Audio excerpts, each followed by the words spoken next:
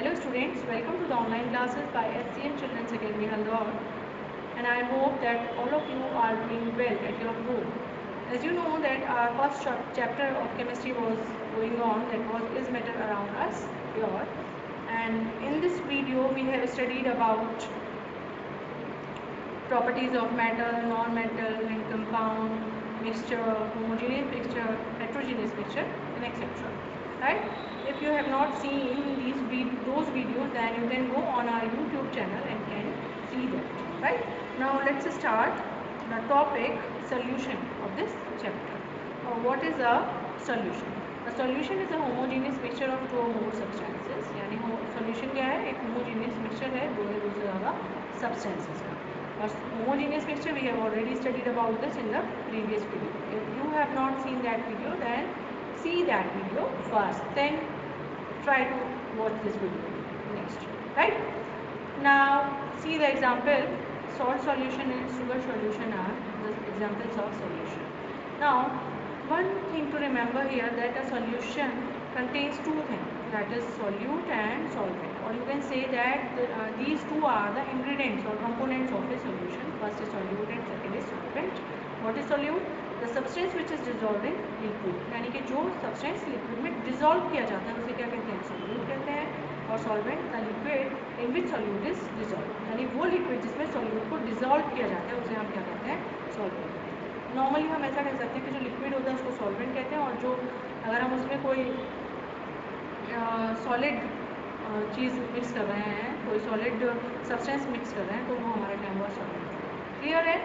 Now in the example sugar solution में आप बता सकते हैं कि सॉल्यूट क्या है और सॉल्वेंट का क्या है. सॉल्यूट है हमारा शुगर, क्योंकि शुगर को हम किस में मिक्स करते हैं? वाटर. और वाटर क्या है हमारा? Solvent. Clear? Now next is properties of a solution. हम पढ़ चुके हैं द प्रॉपर्टीज में कि the solution is a homogeneous mixture. Size of a solute particle is less than 1 nanometre in diameter. 1 nanometre means what? 10 to the power minus 9. अब आप देखिए कि एक सॉल्यूशन के पार्टिकल का साइज कितना छोटा होता है, और इतना छोटा 10 टू द पावर माइनस 9 के इक्वल अगर किसी सॉल्यूट का पार्टिकल होगा तो we can not see it with our simple eyes और इवन विद द माइक्रोस्कोप. ठीक है, इतने छोटे पार्टिकल्स को हम अपनी सिंपल आइज को छोड़िए, आप माइक्रोस्कोप से भी आप उसको नहीं देख सकते. तो यही इसकी थर्ड प्रॉपर्टी है कि particles of a solution can not be seen with microscope. Next is solution can not be separated by filtration. Obviously अगर कोई मिक्सचर के पार्टिकल्स बहुत छोटे हैं तो वो तो फिल्टर पेपर में क्या हो जाएंगे? पास हो जाएंगे. ठीक है, और पास हो जाएंगे तो filtration process. It means what? A filtration process will not work for solution. Now true solution does not scatter light because its particles are very small. यानी ये light scatter नहीं. अगर हम if we pass a light beam through a true solution, then it does not allow it to pass through. यानी अगर आप किसी solution के थ्रू कोई लाइट पास करते हैं, कोई लाइट बीम पास करने की कोशिश करते हैं, तो ये क्या करता है? पास नहीं होने देगा, क्योंकि इसके पार्टिकल्स बहुत छोटे हैं. They did not provided proper space. Clear? अब यहाँ देखिए, ये प्रॉपर्टीज़ आपको एज इट इज़ याद करनी है. इन प्रॉपर्टीज़ से 1 मार्क्स क्वेश्चन बहुत सारे बन सकते हैं. फॉर एग्जाम्पल आपसे पहला क्वेश्चन पूछा जा सकता है कि solution is a homogeneous mixture और a heterogeneous mixture. Clear? Next is what is the size of a size of solute particles of a solution. Next is can the solution can be used the filtration process to separate the components of a solution? Of course no, we cannot use filtration process to separate the components of a solution. Or the last is true solution. Does a true solution allow a light beam to pass through it? So of course no. Light beam को ये अपने आप से पास होने के लिए allow नहीं करता है. क्यों नहीं होता है? क्योंकि इसके पार्टिकल्स का साइज जो है वो बहुत छोटा होता है. Next is suspension. What is suspension? Suspension is a heterogeneous mixture in which the small particles of a solid are spread throughout a liquid without dissolving in it. Means क्या? Suspension क्या होता है? एक heterogeneous mixture होता है जिसमें जो आपके सॉल्यूट पार्टिकल्स हैं वो कम्प्लीटली डिजॉल्व नहीं होते हैं, बस सिर्फ क्या होते हैं? उस लिक्विड में स्प्रेड हो जाते हैं, चारों तरफ मिक्स हो जाते हैं. लेकिन वो क्या मिक्स नहीं होते हैं, सॉरी, चारों तरफ फैल जाते हैं. स्प्रेड आउट मतलब कि चारों तरफ फैल जाना लेकिन मिक्स नहीं होते। एग्जाम्पल से आपको अच्छे से समझ में आएगा, chalk water and muddy water. यानी अगर आप देखेंगे अगर आप देखेंगे कि वाटर में आप चॉक को मिक्स करेंगे तो आप देखेंगे जब तक आप उसको चलाते रहेंगे हिलाते रहेंगे तब तक तो चॉक के जो पार्टिकल्स होंगे वो क्या रहेंगे, चारों तरफ आपको फैले हुए दिखाई देंगे। उसके बाद जब आप उसको एक स्टेबल सिचुएशन में रख देंगे तो क्या होगा, चॉक के जो पार्टिकल्स होंगे वो नीचे बैठ जाएंगे, यानी वो उसमें मिक्स नहीं होता है, वो सिर्फ उसमें चारों तरफ घूमते रहते हैं। और उसके बाद जब आप उसको स्टेबल स्थिति में रख देंगे प्रॉपर पोजीशन में तो क्या होगा, वो पार्टिकल्स भी क्या हो जाएंगे, नीचे सेटल डाउन हो जाएंगे। क्लियर है? तो यहाँ देख सकते हैं properties of a suspension. Heterogeneous mixture है, ऑब्वियसली हम पढ़ चुके हैं। साइज कितना होता है इसका, लार्जर देन 100 नैनोमीटर। ठीक है, तो इसकी साइज का जो पार्टिकल्स का साइज है वो एनफ लार्जर होता है। ठीक है, quite larger than 100 nanometer. Solute particles can be seen easily, यानी सॉल्यूट के इसके सस्पेंशन के जो सॉल्यूट पार्टिकल्स हैं उनको हम इजीली देख सकते हैं। चॉक वाटर को मैंने अभी बताया कि जब आप चॉक को वाटर में मिक्स करते हैं तो आप इजीली चॉक के पार्टिकल्स को देख सकते हैं। Particles of a suspension settle down after some time, ये भी मैं आपको बता चुकी हूँ, हैवी होते हैं इसके सॉल्यूट पार्टिकल्स तो वो क्या हो जाते हैं, सेटल डाउन, नीचे बैठ जाते हैं। अ suspension scatter a beam of light passing through it, और चूँकि इसके पार्टिकल्स जो हैं वो बड़े बड़े होते हैं तो ये अपने you can pass light through it, यानी you can pass a beam of light through it. ठीक है, तो यहाँ से भी सिमिलर सेम टाइप के क्वेश्चंस आपसे पूछे जा सकते हैं जैसा कि हमने अभी सॉल्यूशन में पढ़ा। क्लियर है? Next is colloid. A colloid is a kind of solution in which the size of solute particle is intermediate between those in true solution and those in suspension।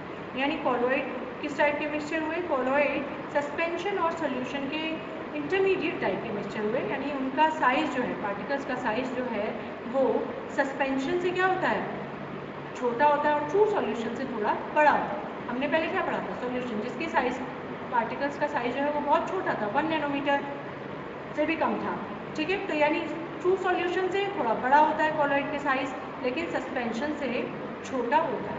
Example, soap solution, salt solution, milk, ink, blood, jelly etcetera. Now properties of colloids, it appears to be homogeneous but actually it is heterogeneous। अब सीधी सी बात है कि जब ये intermediate की property show कर रहा है तो यानी कि ये दिखता ऐसे जैसे होमोजीनियस है, लेकिन एक्चुअली में ये होता क्या है, हेट्रोजीनियस। तो अगर आपसे कोई क्वेश्चन पूछे कि इज कोलॉइड हेट्रोजीनियस और होमोजीनियस, तो आप क्या बताएंगे, ऑब्वियसली हेट्रोजीनियस।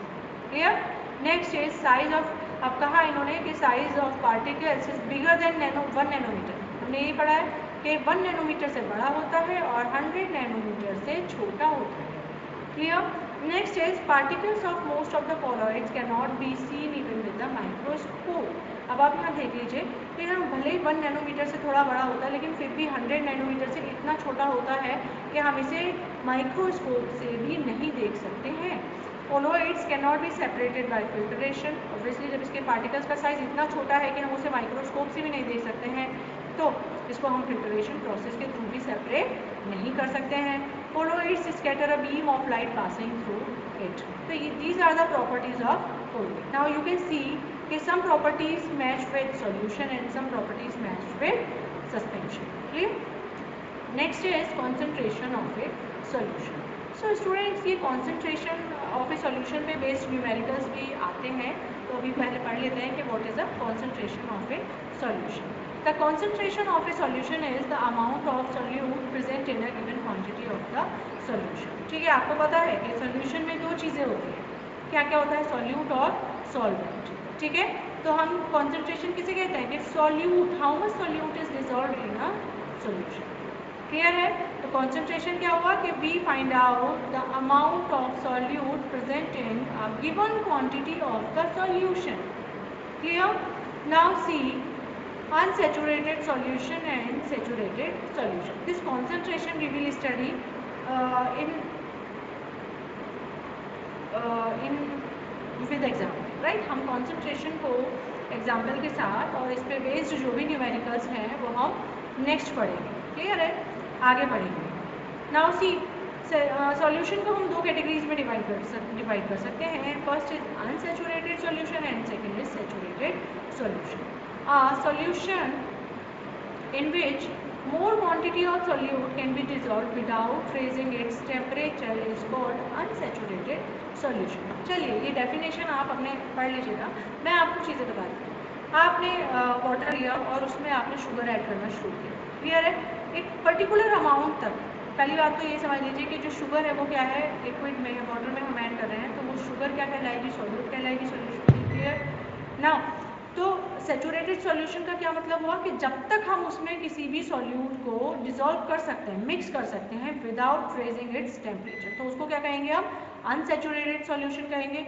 और सैचुरेटेड सॉल्यूशन क्या कहेंगे, a solution in which no more solute can be dissolved at that temperature is called saturated solution. मतलब क्या कि एक लिमिट तक ही तो आप शुगर को वाटर में ऐड कर सकते हैं, एक पर्टिकुलर लिमिट के बाद शुगर उसमें ऐड होनी बंद हो जाएगी, ठीक है? तो जब शुगर ऐड होनी बंद हो जाएगी, यानी no more solute can be added to the solution, now it is called saturated solution. समझ गया? यानी वो पोजीशन जब सॉल्यूट डिसॉल्व होना बंद कर दे किसी सॉल्यूशन में, तो वो क्या बन जाता है, सैचुरेटेड सॉल्यूशन कहलाता है। और उससे पहले जब तक उसमें हम सॉल्यूट को डिसॉल्व करते रहते हैं, तो उसे क्या कहेंगे हम, अनसैचुरेटेड सॉल्यूशन कहेंगे। क्लियर है? Now see this note, a saturated solution can be made by heating. If a saturated solution available at a particular temperature is cooled to a lower temperature, then some of its dissolved solute will separate out in the form of solid crystal. Means क्या, देखो unsaturated solution को हम क्या कर सकते हैं, इसका temperature बढ़ा के इसको इसमें, और सॉरी सैचुरेटेड सॉल्यूशन है, ठीक है, एक पर्टिकुलर टेम्परेचर पे कोई सॉल्यूट पार्टिकल इसमें डिसॉल्व होना बंद हो जाता है। उसके बाद हम उसको क्या कर सकते हैं, हम उसको हीट करके उसकी जो सैचुरेशन है वो बढ़ा सकते हैं, यानी हम उसमें हीट करके उसमें थोड़ा और सॉल्यूट डिसॉल्व कर सकते हैं। क्लियर है ना? अब सॉल्यूट जब हमने डिसॉल्व कर दिया, हीट यानी हीटिंग प्रोवाइड करके हमने हीट करके उसको सॉल्यूट पार्टिकल्स उसमें एक्स्ट्रा ऐड कर दिए। क्लियर है? अब जब वो सैचुरेटेड सॉल्यूशन को अगर हम ठंडा करते हैं, तो जो सॉल्यूट पार्टिकल्स होंगे वो सॉलिड फॉर्म में, यानी सॉलिड क्रिस्टल के फॉर्म में क्या हो सकते हैं, सेपरेट हो जाते हैं। क्लियर है? समझ में आ गई? आपने चीनी का एक सोल्यूशन तैयार किया, एक पर्टिकुलर टाइम तक उसमें शुगर आप ऐड करते रहे, कुछ टाइम के बाद उसमें शुगर ऐड होनी बंद हो गई, तब आप क्या करेंगे, हीटिंग यानी हीट प्रोवाइड करवाएंगे। हीट यानी उस सोल्यूशन को जब आप हीट करेंगे तो some more sugar can be added to it, यानी कुछ और शुगर आप उसमें ऐड कर सकते हैं। उसके बाद जब आप उसको ठंडा करेंगे तो क्या होगा, आपके कुछ शुगर क्रिस्टल्स जो हैं सॉलिड फॉर्म में शुगर क्रिस्टल्स जो होंगे वो आपको दिखाई देंगे जब वो ठंडा हो जाएगा। क्लियर है? Next is solubility. The maximum amount of a solute which can be dissolved in 100 gram of solvent at a specified temperature is known as the solubility of that solute in that solvent. यानी हम किसी solution में कितना maximum solute क्या कर सकते हैं, dissolve कर सकते हैं, ठीक है? 100 ग्राम ऑफ सॉल्वेंट में हम कितना maximum amount of solute dissolve कर सकते हैं, और वो भी एक पर्टिकुलर टेम्परेचर पे, क्योंकि आप पढ़ चुके हैं कि टेम्परेचर अगर हम इंक्रीज कर देते हैं तो उसकी सॉल्युबिलिटी भी थोड़ी सी इंक्रीज हो जाती है। क्लियर है? आप सभी अभी पढ़ चुके हैं इससे पहले वाली स्लाइड पे। तो क्या हुआ, the amount of solute that can be dissolved in 100 gram of solvent is called the solubility of that solvent. Clear है? Effect of temperature and pressure. Effect of temperature हम पढ़ चुके हैं कि अगर टेम्परेचर बढ़ाएंगे तो सॉल्युबिलिटी हम इंक्रीज कर सकते हैं। The solubility of solid and liquid usually increases on increasing the temperature. हम पढ़ चुके हैं चीज़, and decreases on decreasing the temperature. Simple है, वाइस वर्सा। टेम्परेचर बढ़ाएंगे तो सॉल्युबिलिटी इंक्रीज हो जाएगी, टेम्परेचर कम करेंगे तो सॉल्युबिलिटी डिक्रीज हो जाएगी। Clear? Next is the solubility of solids in liquid remain unaffected by change in pressure, यानी सॉल्युबिलिटी पे प्रेशर का कोई इम्पैक्ट नहीं पड़ता है। The solubility of gases in liquids usually decreases on increasing the temperature and increases on decreasing the temperature. ये points आपको बहुत ही ध्यान से पढ़ने हैं, जब आप पढ़ेंगे तो आपको सब समझ में आ जाएगा। यानी कि सॉल्युबिलिटी ऑफ गैसेस, अगर हम गैसेस की बात करें, गैस सॉलिड गैस जो है वो भी लिक्विड में डिसॉल्व हो सकती है, ठीक है, आपको सब पता है, ठीक है? तो वो यूजुअली क्या होती है, सॉल्युबिलिटी डिक्रीज हो जाती है ऑन इंक्रीजिंग द टेम्परेचर। अगर हम टेम्परेचर बढ़ा देते हैं सॉल्वेंट का तो सॉल्युबिलिटी ऑफ गैसेस जो होती है वो क्या हो जाती है, डिक्रीज हो जाती है। इसी तरीके से the solubility of gases in liquid increases on increasing the pressure and decreases on decreasing the pressure. यानी सॉल्युबिलिटी ऑफ गैसेस, वही जो पॉइंट अभी हमने पढ़ा है वो प्रेशर के बारे में पढ़ते हैं। सॉल्युबिलिटी ऑफ गैसेस जो है वो इंक्रीज हो जाती है अगर हम प्रेशर इंक्रीज करेंगे और प्रेशर डिक्रीज करेंगे। यानी अगर आप किसी लिक्विड में गैस को डिसॉल्व करना चाह रहे हैं और प्रेशर इंक्रीज करेंगे तो सॉल्युबिलिटी क्या हो जाएगी, इंक्रीज हो जाएगी, और प्रेशर डिक्रीज करेंगे तो सॉल्युबिलिटी डिक्रीज हो जाएगी। Clear. Next is physical change, आप पढ़ चुके हैं ऑलरेडी, ठीक है। No new substances formed in physical change, a physical change is temporary and is easily reversible. बहुत ही कम हीट और लाइट एनर्जी की ज़रूरत होती है, इसमें गिवन आउट होती है या एब्जॉर्ब होती है फिजिकल चेंज में, कोई नया सब्सटेंस नहीं बनता है, टेम्पोरेरी चेंज है। और इजीली फिजिकल चेंज में क्या होता है कि हम जो सब्सटेंस किसी दूसरी पोजीशन में कन्वर्ट हुआ है, हम इजीली उसको रिवर्सिबल कर सकते हैं, यानी जो हमारा पहला ऑब्जेक्ट था हम वो इजीली ऑब्टेन कर सकते हैं, ठीक है। और mass of the substance is not alter in physical change, यानी जो भी सब्सटेंस हम यूज़ कर रहे हैं फिजिकल चेंज में, उसका मास यानी उसका जो वेट है वो मास क्या नहीं होता है, चेंज नहीं होता है। क्लियर है। एग्जाम्पल फ्रीजिंग ऑफ वाटर, आपको पता है फ्रीज हो गया, आइस बन गया, फिर आइस को फिर से हम वो कूल डाउन होगा तो फिर क्या होगा, वो फिर वाटर में कन्वर्ट हो जाएगा, तो ये रिवर्सिबल हुआ, यानी वाटर पहले क्या हुआ, आइस क्यूब बन गया, और आइस क्यूब फिर से क्या बन सकता है, वाटर बन सकता है। Boiling of water, glowing of electric bulb, making a solution, ठीक है। ये सब क्या थे आपके एग्जांपल्स हैं फिजिकल चेंज के। And the last is chemical change, simple है, just opposite to physical change, a new substance is formed, it is permanent change and usually irreversible होता है। इसमें न्यू सब्सटेंस होता है, परमानेंट चेंज होता है, और ये नॉर्मली इरिवर्सिबल होता है। बहुत ज़्यादा हीट और लाइट एनर्जी इसमें या तो एब्जॉर्ब होती है या फिर क्या होती है, इवॉल्व होती है। क्लियर। और मास जो होता है सब्सटेंस का वो क्या हो जाता है, चेंज हो जाता है। जो भी इसके पार्टिकल्स इसमें पार्टिसिपेट करते हैं, सपोज ए और बी ने मिलकर एक नया प्रोडक्ट बनाया ए बी, तो क्या होगा, इसकी प्रॉपर्टीज इससे जस्ट अपोजिट होंगी, इसमें ए और बी की प्रॉपर्टीज जैसा कुछ भी नहीं होगा। क्लियर। एग्जाम्पल है burning of magnesium ribbon, burning of paper, rusting of iron, ripening of fruits, formation of cooking of, so these are the example.